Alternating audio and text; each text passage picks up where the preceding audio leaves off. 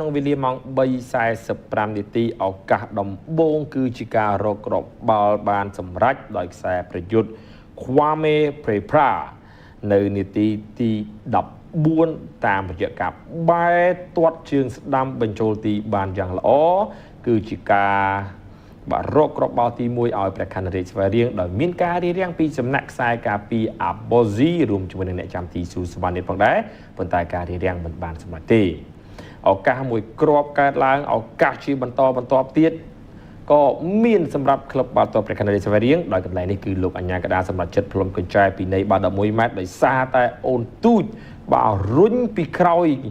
បាទខ្លាំងតែម្ដងមកទៅលើបាទខ្វាមេហើយទីបំផុតបាទ Cristiano Santos ក៏ជាអ្នកបញ្ចប់ទីបានសម្រេចនៅនាទីទី18ជួយឲ្យព្រះខ័នរាជស្វាយរៀងនាំមុខលទ្ធផល2-0ជាបណ្ណាអាសន្នបាន2គ្រាប់ហើយក៏ព្រះខ័នរាជស្វាយរៀងនៅមិនទាន់អស់ចិត្តបាទបន្ថែមការសម្រុកជាបន្តបន្ទាប់ស្របពេលដែលការប្រកួតវគ្គទី1គឺបានបញ្ចប់ទៅលទ្ធផល2-0ព្រះខ័នរាជស្វាយរៀងនាំមុខជាបណ្ណាអាសន្នលុះចូលមកដល់ការប្រកួតវគ្គទី2បាទព្រះខ័នរាជស្វាយរៀងមានឱកាសនៅក្នុងការរកគ្រាប់បាល់បន្ថែមបាន3គ្រាប់ទៀតប៉ុន្តែឱកាសរបស់គិរីវង្សនៅក្នុងការរកគ្រាប់បាល់ស្ទើរតែមានទៅហើយប៉ុន្តែអាបូស៊ីមិនអាចធ្វើបានសម្រេចស្របពេលដែលវីរៈតារ៉ាសង្គ្រោះបាល់បានសម្រេចក៏ដូចជាថែរក្សា clean sheet បានសម្រេចនៅក្នុងការប្រកួតមួយនេះ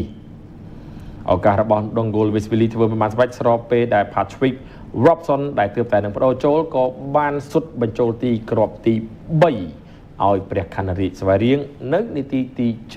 72ការផ្លាស់ប្ដូរចូលមិនទាន់បានទាំងលេង5នាទីផងបាទ Patrick Robson បាទក៏មានឱកាសនៅក្នុងការបាទបង្កើតគណនីគ្រាប់បាល់របស់ខ្លួនតាមរយៈការបាទទាញផុតអ្នកចាំទីស៊ូសវណ្ណទៀតហើយក៏ទាត់បាល់បញ្ចូលទីបានសម្រេចតែម្ដងបាទនេះគឺជាការប្រើប្រាស់បាទគេថាភាពវៃឆ្លាតក្នុងការបាទទាញឲ្យផុតអ្នកចាំទីហើយក៏សុទ្ធបញ្ចូលទីគ្រាប់ទី3របស់ Patrick Robson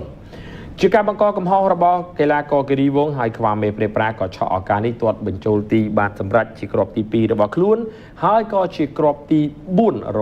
បស់ព្រះខ័នរាជស្វាយរៀងនៅនាទីទី